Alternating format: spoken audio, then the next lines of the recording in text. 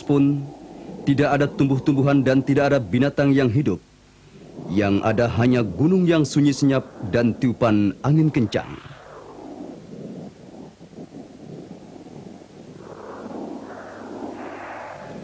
Di tempat yang suci ini, hanya terdapat 3 orang manusia, yaitu Ibrahim alaihissalam dan istrinya Hajar serta putra mereka yang masih bayi Ismail, menempati kawasan sunyi dekat Baitullah atas perintah yang maha kuasa.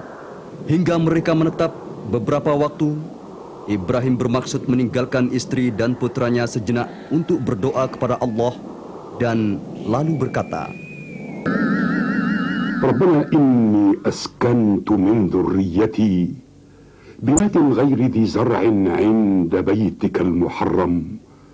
Rabbana liyuqimus salah faj'al af'idatan minan nasi tahwi ilayhim warzuqhum minats thamarati la'allahum yashkurun.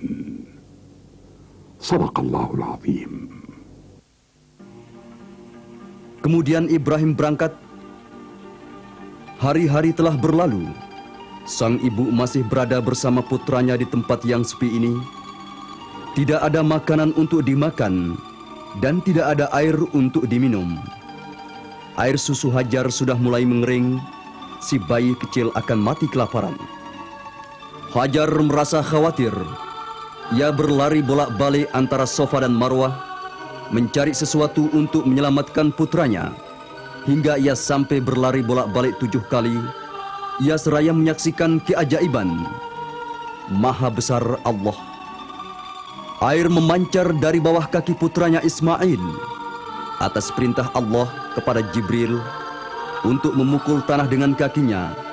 Lantas keluarlah air. Itulah air Zam-Zam. Ismail meminum air Zam-Zam yang suci ini dengan ibunya sampai mereka kenyang.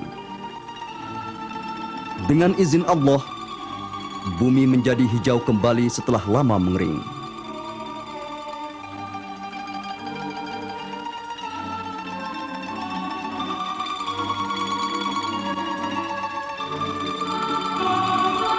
Sebuah kabilah yang bernama Jurham tinggal di sekitar kawasan ini, menyaksikan burung-burung yang terbang di langit. Mereka berkumpul di sekeliling air, di mana kabilah Jurham menyaksikan dengan heran. Mereka mengirim berita untuk menyaksikan peristiwa besar dan kemurahan Allah yang melimpah di tengah gurun pasir yang kering tandus. Mereka meminta air dan meminta izin kepada Hajar agar diperkenankan untuk tinggal di sekitar air yang melimpah itu. Lantas Hajar mengizinkan mereka.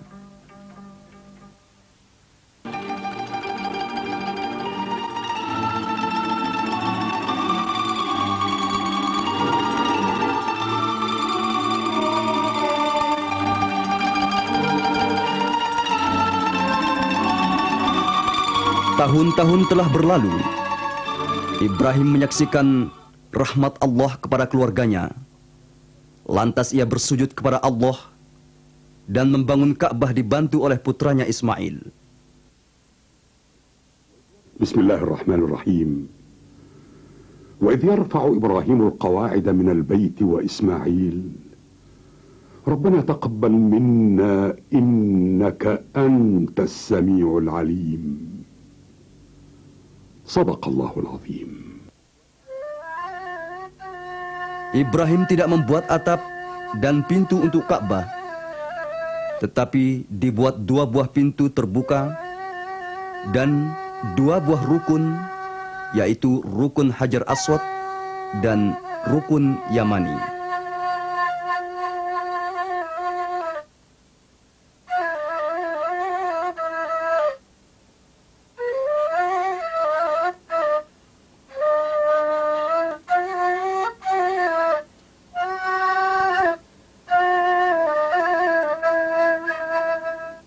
Bismillahirrahmanirrahim.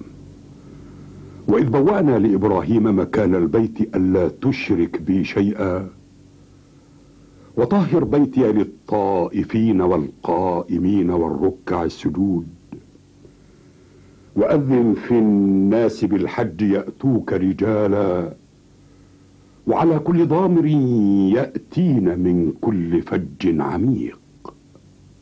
صدق الله العظيم.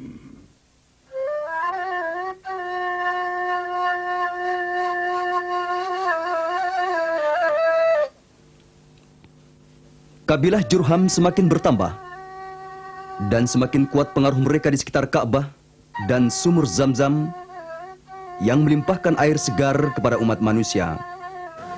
Setelah berabad-abad sumur Zam-Zam menjadi kering dan bekas-bekasnya lenyap dari pandangan mata. Tatkala kabilah Jurham semakin berkurang, mereka menghabiskan kekayaan Ka'bah. Air Zam-Zam mulai berkurang dan mengering.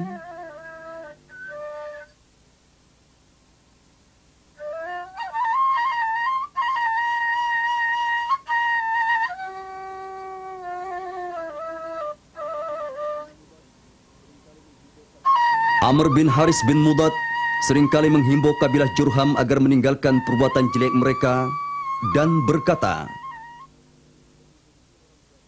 Makkah adalah kota yang tidak menerima orang zalim.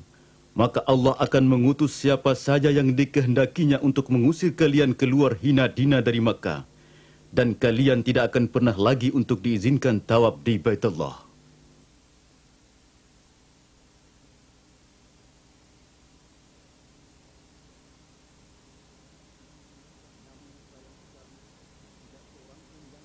Namun sayang sekali, tidak seorang pun yang mendengarkan himbauan Amr bin Harith bin Mudad. Amr bin Haris bin Mudad membawa patung 2 ekor rusa betina yang terbuat dari emas dan sebuah pedang yang sebelumnya tersimpan di dalam Ka'bah. Benda-benda itu disembunyikan di tempat sumur Zam-Zam dengan sangat berhati-hati, khawatir diketahui oleh orang-orang dari kabilah Jurham.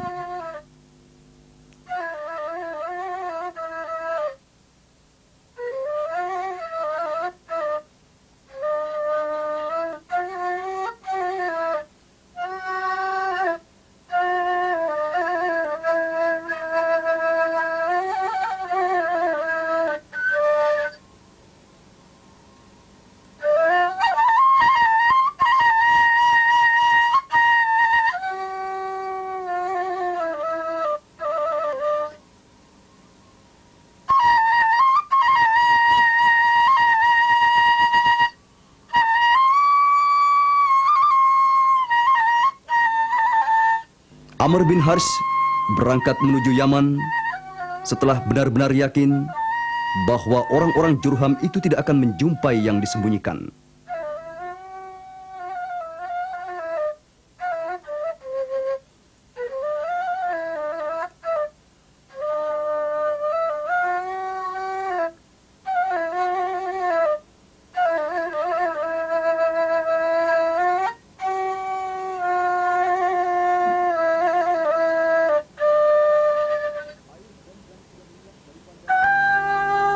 Air Zam-Zam sudah lenyap dari pandangan mata. Namun Makkah terus terpelihara dengan posisinya yang mulia. Orang-orang Quraisy tetap menjaga dan memelihara Ka'bah. Merekalah yang memegang kunci Ka'bah.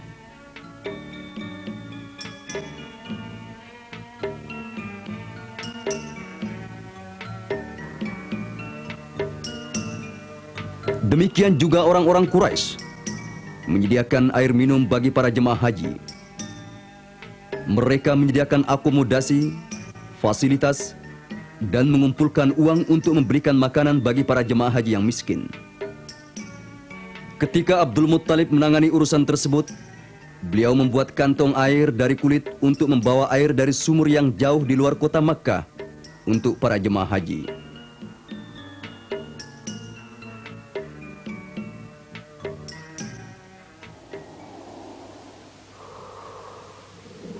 Abdul Muttalib berkata, Ketika aku sedang tidur dan bermimpi, aku mendengar suara menyuruhku. Galilah tiba, galilah tiba. Apakah tiba itu? Namun suara itu lenyap dan tidak muncul lagi.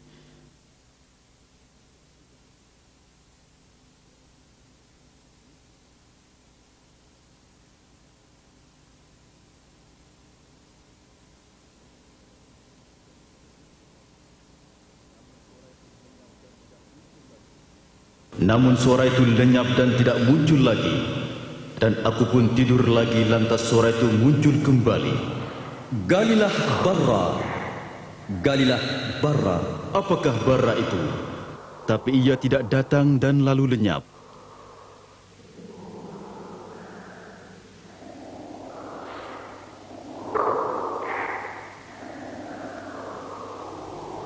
Hari berikutnya aku kembali tidur dan suara itu datang kembali. Galilah Zamzam, galilah Zamzam. Apakah Zamzam itu? Tidak pernah kering dan tidak pernah putus, membasahi kerongkongan para jemaah haji. Di manakah tempatnya? Antara perut dan darah, di paruh burung gagak di kampung semut. Abdul Muttalib bangun dari tempat tidurnya dengan perasaan lega karena mimpinya telah menunjukinya ke tempat air Zamzam.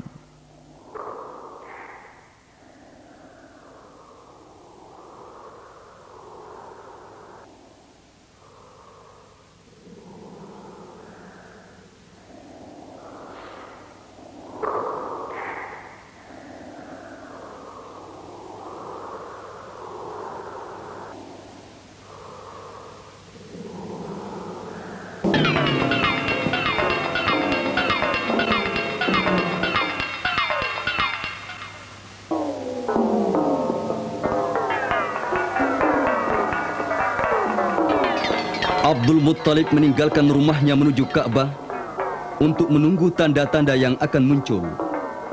Dia menyaksikan seekor sapi yang sudah disembelih.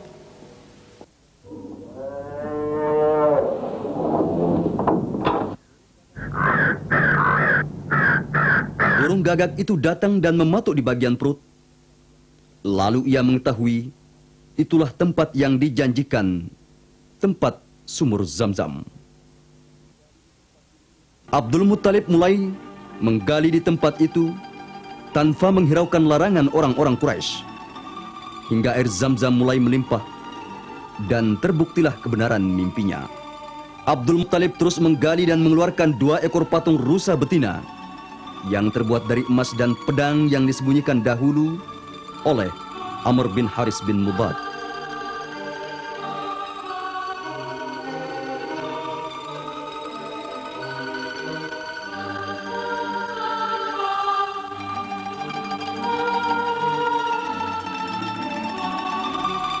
Beberapa orang Quraisy mengelilingi Abdul Muttalib dan berkata dengan suara lantang, "Hai Abdul Muttalib, kita sama-sama berhak memiliki benda ini." Abdul Muttalib menjawab, Kalian tidak berhak. Kalau kalian ingin memilikinya, mari kita buat undian. Mereka membuat undian. Ternyata 2 ekor patung rusa betina yang terbuat dari emas itu menjadi milik Ka'bah dan pedang menjadi milik Abdul Muttalib. Abdul Muttalib menggantung pedang itu di pintu Ka'bah dan 1 di antara 2 ekor rusa betina yang terbuat dari emas itu.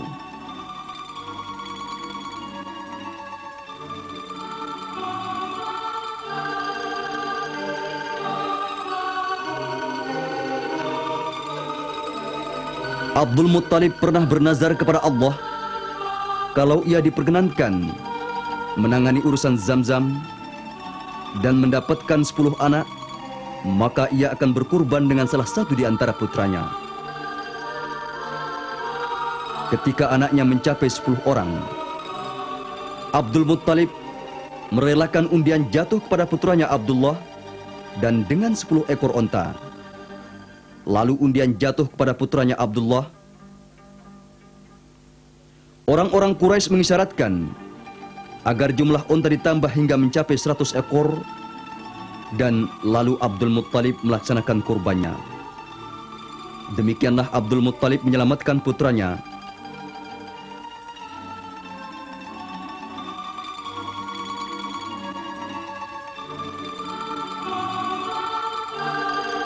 Abdullah dari kurban, Abdullah yang akan melahirkan hamba Allah yang paling mulia dan Nabi terakhir Muhammad sallallahu alaihi wasallam yang pernah berkata, "Aku adalah putra kurban."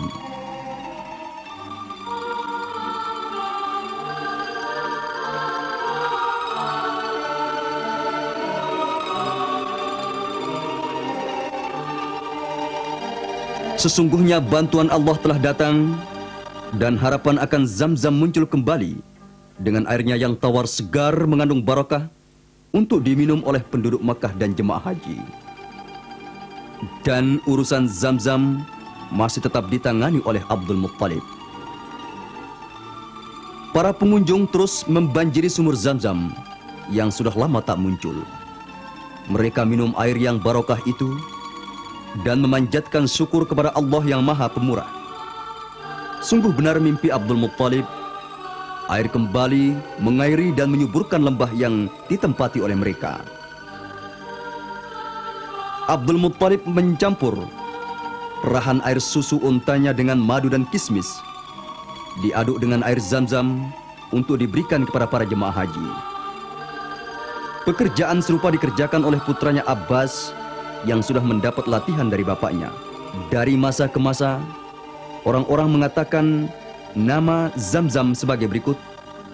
هي هزمة جبريل وسقي الله إسماعيل لا شرق ولا تذم، وهي بركة وسيدة ونافعة ومضمونة وعونة وبشرى وصافية وبرة وعصمة وسالمة وميمونة ومباركة وكافية وعافية ومغذية وطاهرة ومفداة وحرامية ومروية ومؤنسة وطعام طعم وشفاء سقم.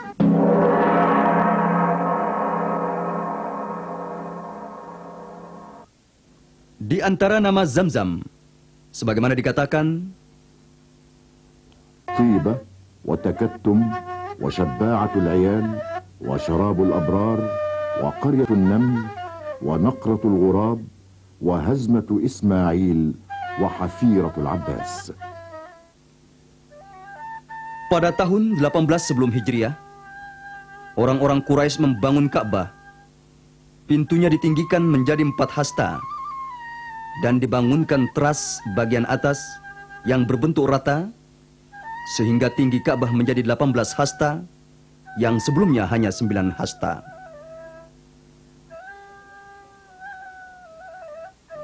Cahaya Islam mulai menyinari alam ini.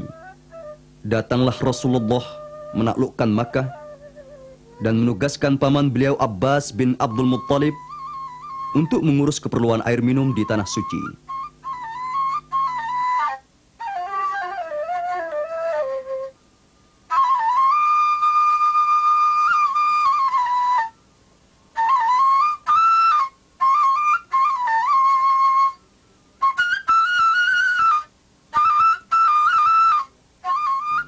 Pada tahun ke-18 Hijriah, Umar bin Khattab merenovasi Ka'bah, memperluas Masjidil Haram dan tempat sa'i, dan Masjidil Haram dibuat berbentuk segi 6. Pada tahun 26 Hijriah, pada masa Khalifah Utsman bin Affan radhiyallahu anhu, Masjidil Haram diperluas lagi, dibuat menjadi 4 penjuru datar. Pada tahun 65 Hijriah, zaman Abdullah bin Zubair, Masjidil Haram diperluas kembali dan Ka'bah dibangun lagi setelah hancur dalam pertempuran dengan Al-Hajjaj bin Yusuf As-Saqafi.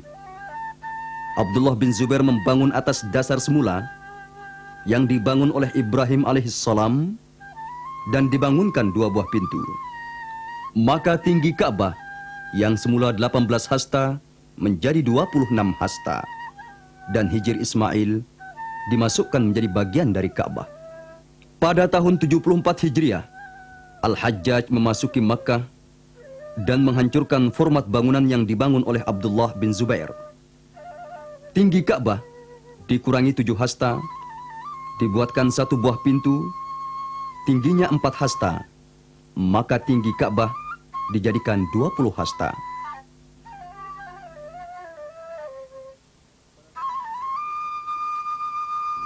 Pada tahun 91 Hijriah, Walid bin Abdul Malik merenovasi kembali Ka'bah dan memperluas Masjidil Haram. Pada masa Khalifah Abi Ja'far Al-Mansur, tahun 137 Hijriah, Masjidil Haram diperluas kembali di bagian utara dan barat. Pada zaman Muhammad Al-Mahdi, Masjidil Haram diperluas 2 kali, yaitu pada tahun 161 Hijriah dan tahun 164 Hijriah. Dan semua kawasan Masjidil Haram diberikan atap. Pada tahun 284 Hijriah, Al-Muqtadid Al-Abbasi mengadakan perluasan sederhana di Masjidil Haram.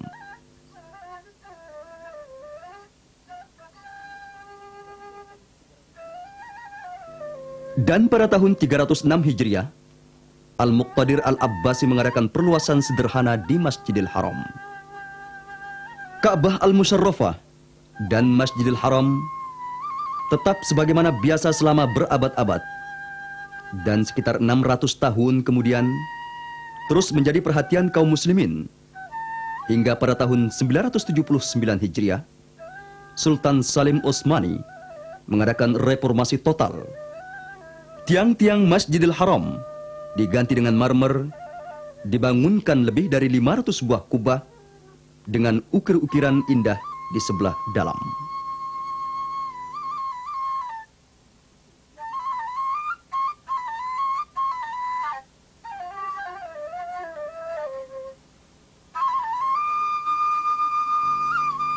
Pada tahun 1039 Hijriah, Ka'bah diperbaiki kembali setelah mengalami kerusakan akibat banjir yang melanda kota Makkah pada waktu itu.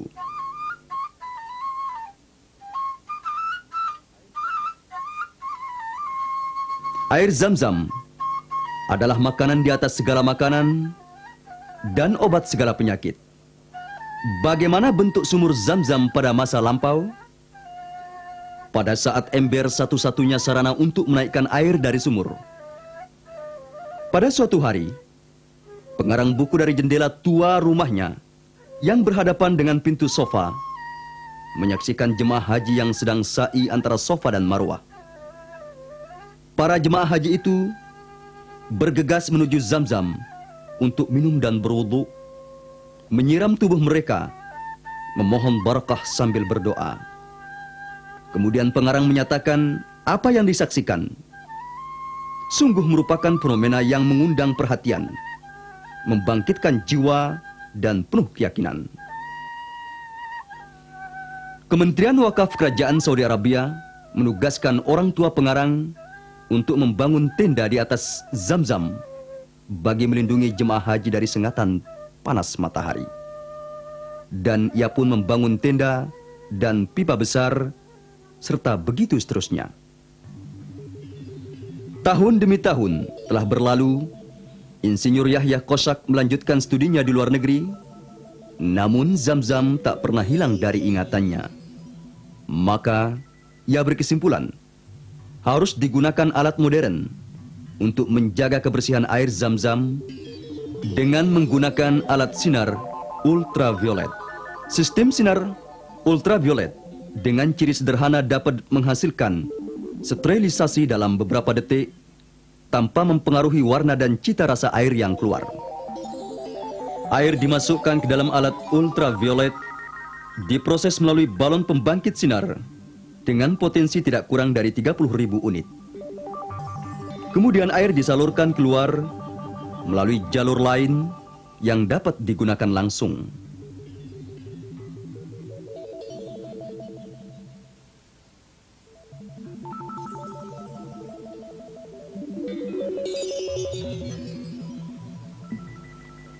Alat tersebut diimpor dari luar negeri dan sudah dioperasikan dengan sukses sejak tahun 1975. Demikian juga dipasangkan alat filter sebelum melewati proses sterilisasi. Di pihak lain, telah diadakan serangkaian studi geologi dan hidrologi di kawasan pesisir sebelah barat kerajaan Saudi Arabia yang terletak antara Laut Merah dengan Pegunungan Hijaz. Demikian juga terjadi beberapa keretakan. Dan inilah hasil pemotretan satelit Landsat tentang keretakan lapisan batu-batuan yang terjadi di kawasan sebelah timur kota Makkah.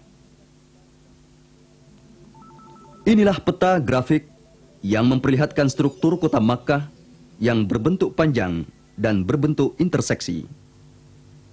Sebuah tabel vertikal berbentuk interseksi, panjang dan pendek, semuanya menjurus ke arah Zam-Zam.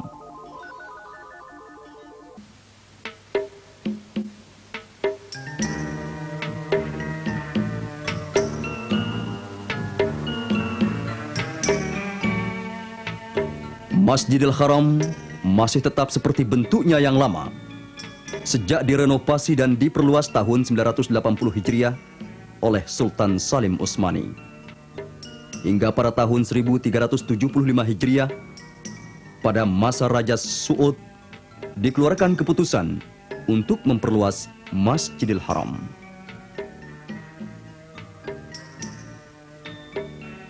Untuk menangani proyek besar ini, maka dibentuklah sebuah komisi tinggi di bawah pimpinan putra mahkota Pangeran Faisal bin Abdul Aziz. Gambar dan potret langka ini memperlihatkan proses operasional pelaksanaan proyek besar yang diberikan kepercayaan untuk menanganinya kepada perusahaan Bin Laden.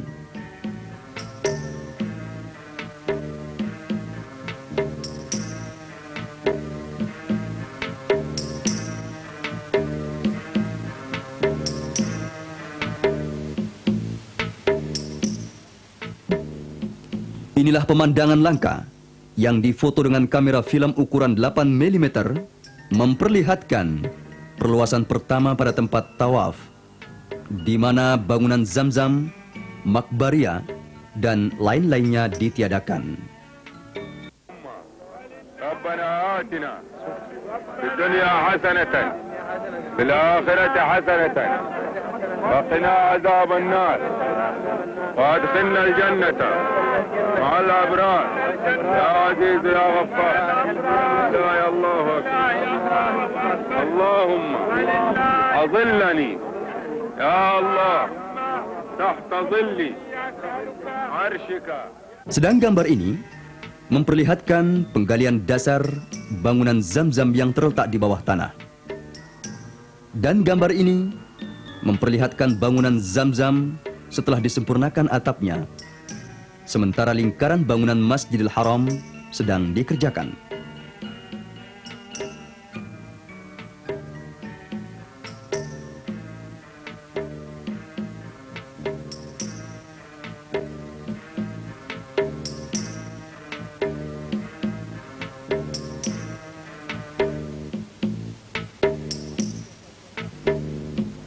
Pada masa Raja Faisal tahun 1395 Hijriah, bangunan Zamzam dirusakkan dalam rangka perluasan pertama pada tempat tawaf.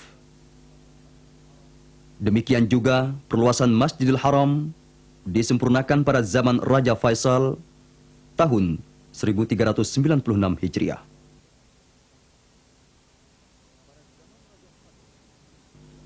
Pada zaman Raja Khalid, tempat tawaf diperluas untuk kedua kalinya dan pintu masuk sumur Zamzam dipindahkan agak jauh untuk mempermudah operasi perluasan. Namun air Zamzam meletus di sana-sini, sehingga diadakan serangkaian studi untuk menjaga keutuhan sumur Zamzam. Insinyur Yahya Kosak ditugasi untuk mempelajari sumber-sumber sumur dan jalur-jalur air keluar. 2 orang penyelam terlatih dipilih untuk melaksanakan tugas tersebut. Mereka siap setelah mandi dan berwudu untuk melaksanakan tugas yang tak pernah dilaksanakan sebelumnya oleh orang lain. Mereka turun menyelam ke dalam air Zamzam dengan perlengkapan pakaian khusus dan tabung oksigen untuk bernapas di dalam air.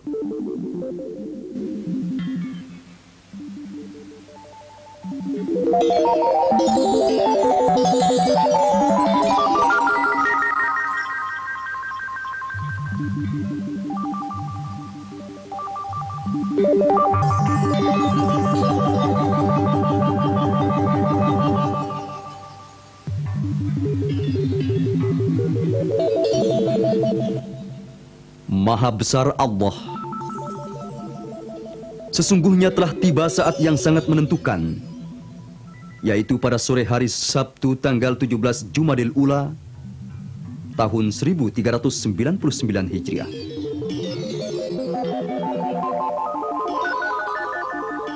Sumur Zamzam dalamnya 30,5 meter, di antaranya 17,5 meter di dalam batu granit.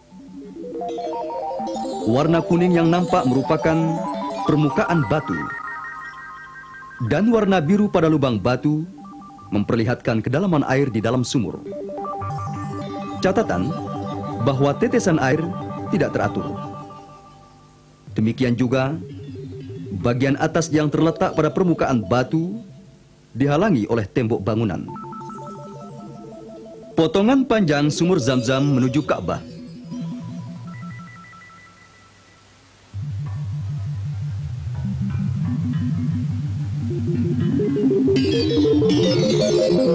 Potongan panjang berlawanan dengan arah pertama.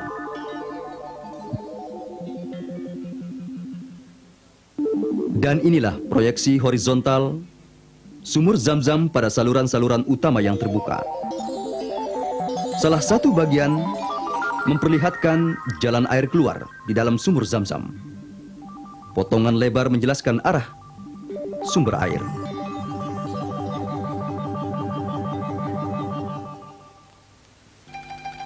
Dalam fase ini, semua sesuatu yang terlempar di dalam sumur Zam-Zam semuanya dikeluarkan. Di antaranya, uang-uang logam dari masa yang berbeda-beda.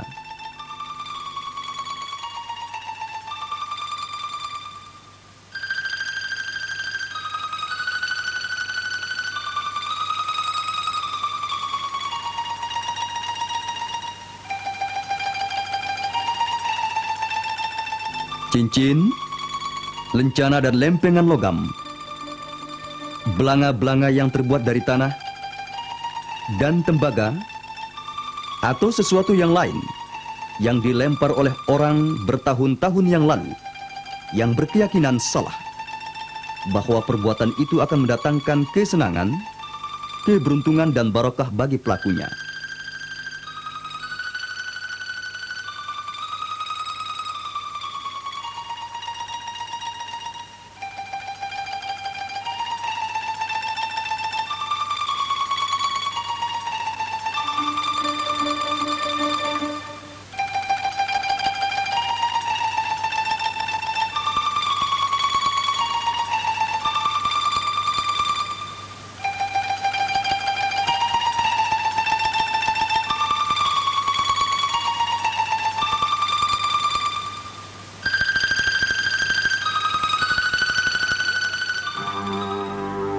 Dua orang penyelam itu turun ke dalam air Zam-Zam.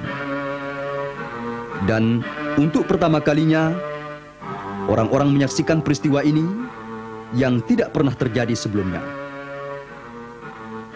Air barokah itu mengalir sejak berabad-abad lalu. Rasulullah Shallallahu Alaihi Wasallam bersabda yang artinya, air yang paling baik di permukaan bumi ialah air Zam-Zam. Dan beliau berkata, air Zam-Zam itu diminum untuk yang diniatkan, karena dengan Zam-Zam itu Allah menyirami dan menyelamatkan Ismail, putra Ibrahim, dan tetesannya itu terus mengalir. Barang siapa yang meminumnya dengan ikhlas, maka ia akan mendapatkan tetesan itu. Masa terus berlalu, air yang suci ini terus melimpah. Dari lautan madu manakah datangnya limpahan nikmat ini? Sungguh Allah memberikan keutamaan bagi Zam-Zam, dikhususkan untuk menyirami, mengenyangkan, dan obat segala macam penyakit.